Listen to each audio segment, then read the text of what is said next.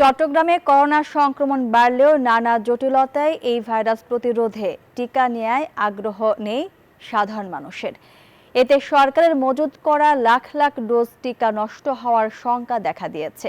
তবে টিকা কেন্দ্রে নানা ক্যাটাগরি ভাগ করলেও সিভিল সার্জন বলছেন 18 বছরের উপর থেকে সবাইকে করোনা ভ্যাকসিন দিতে হবে। রতন দাসের ছবিতে চট্টগ্রাম থেকে নয়ন বড়ুয়া জয়ের রিপোর্টে বিস্তারিত। চট্টগ্রামে করোনার ভয়াবহ রূপ।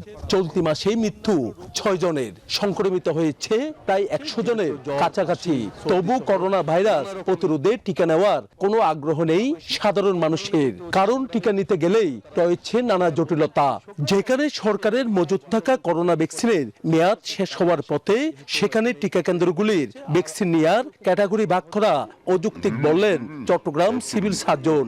18 বছরের উপরে সবাইকে টিকা দেওয়ার নির্দেশ সিভিল সার্জনের। যারা ভ্যাকসিন গ্রহণ করতে চাইবে, আগে যারা ভ্যাকসিন 1 বছর 1.5 বছর ভ্যাকসিন দেয় নাই, যারা 3rd ডোজ নিয়েছে ওরা 4th ডোজ নিতে পারবে, এবং যারা 4th ডোজ নিয়েছে ওরা 8 বছর নিতে পারবে। আমাদেরকে SMS এর মাধ্যমে জানানো যে আমরা যাতে সুষ্ঠুভাবে হ্যাসেল ছাড়া আমরা যাতে ভ্যাকসিনগুলো নিতে পারি। করোনা বিশেষজ্ঞরা বলছেন, সবাইকে করোনার টিকার আওতায় আনা না গেলে আরো ভয়াবহতায় বাড়বে প্রাণহানি। 2টা ডোজ নিয়েছেন তারা আরেকটা বুস্টার ডোজ নিলে আমার মনে হয় ভালো হবে, এবং যারা ভালনারেবল এবং যারা বয়স্ক তাদেরকে যদি আমরা একটা বুস্টার ডোজ দিতে পারি, হয়তো তাদের একটা এই ইমিউনিটিটা বৃদ্ধি পাবে। তবে সচেতনতার বিকল্প নেই বললেন চট্টগ্রাম জেনারেল হসপিটালের এই তত্ত্বাবধায়ক। যেই পেশেন্টরা মৃত্যুবরণ করেছেন তারা হচ্ছেন হাই রিস্ক গ্রুপ, এবং হাই রিস্ক গ্রুপ যারা আছে, যাদেরকে কিডনির সমস্যা আছে, হার্টের সমস্যা আছে, তাদের ক্ষেত্রে অবশ্যই সচেতনতা অত্যন্ত জরুরি।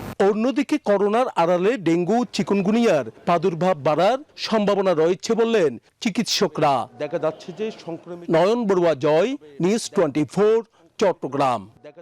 বান্ডেল থাকলে প্রতি সেনমানিতে টাকা বাঁচবে। বিকাশ সেনমানি বান্ডেল কিনে জিতুন প্রতি লেনদেনে।